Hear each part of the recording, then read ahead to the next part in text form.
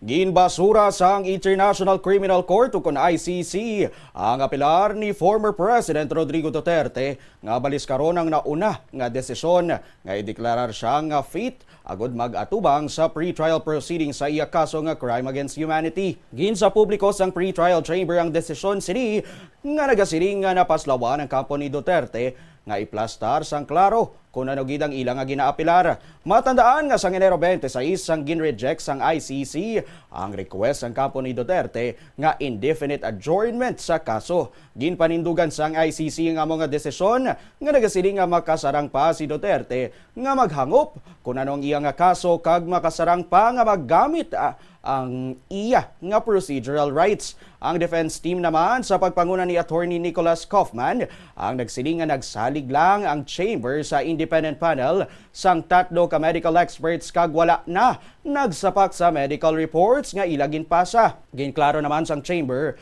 nga ginatagan sini sang prioridad ang report salin sa neutral sources agud nga mangin patas ang proceedings.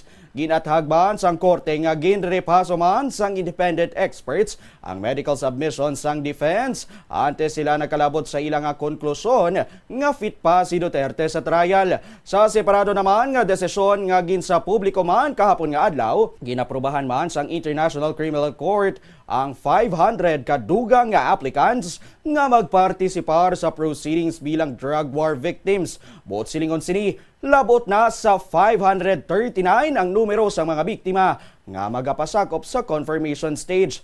Una na nga ginanunsyo sang ICC nga ginapoint bilang common legal representatives sang drug war victims ang duha ka Pilipino nga mga abogado nga sanday Attorney Joel Butuyan kag Attorney Gilbert Andres.